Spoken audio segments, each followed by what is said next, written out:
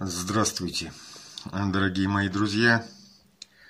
Хотел бы поговорить с вами вот о таком вопросе, как о смирении.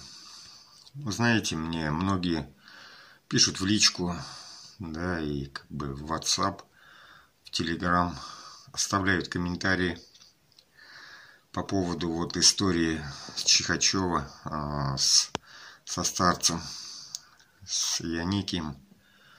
Да, что необходимо смирение, и что как бы Яникию необходимо было там отдать все и признать, да, и покаяться в том, что как бы якобы он вносит раскол.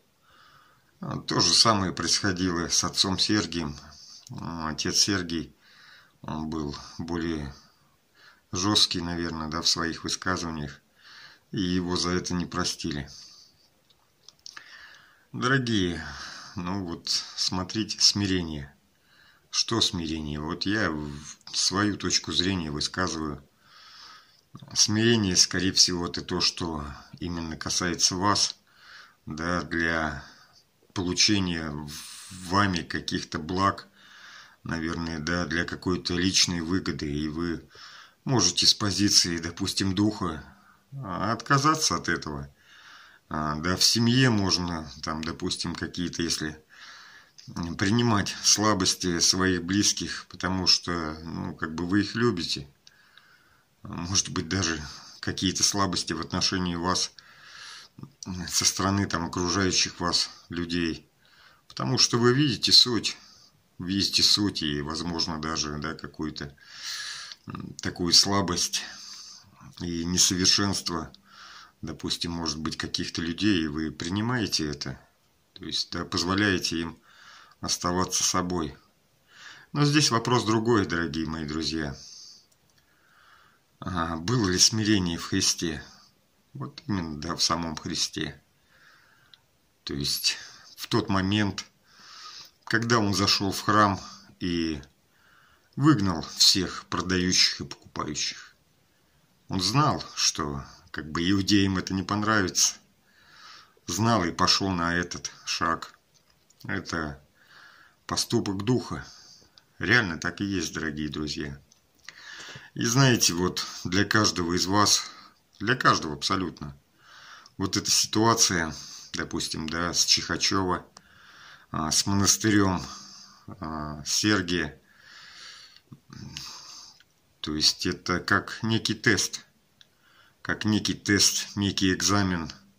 Как вы относитесь к этому? Как вы отнесетесь в своем сердце к этому? Поддержите ли вы это? То есть, либо, то есть не поддержите, да, то есть это вот то самое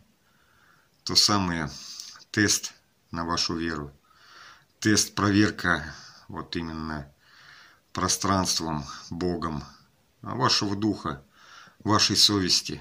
Да, можно легко переступить и сказать, что меня этого не касается, да, и еще какие-то провокационные вопросы там о смирении. Здесь вот они неуместны абсолютно, дорогие мои друзья, абсолютно неуместны. И вопрос еще один такой, другой. Я тоже от себя говорю, то есть мои измышления, мои мысли. Когда Христос называет своего Отца Богом, Творцом, что Он говорит про иудеев? Чей же отец их? И Христос открыто говорил, что ваш отец дьявол, отец лжи, и вы подобны ему. И не может дерево худое приносить хорошие плоды, и благое дерево не может приносить худые плоды. По плодам их узнаете их, дорогие мои. По плодам, именно по мыслям, по делам. Чувствуете сами, чувствуете душой. Я говорю от себя, если я не прав, то прошу меня простить. Я выражаю свои мысли.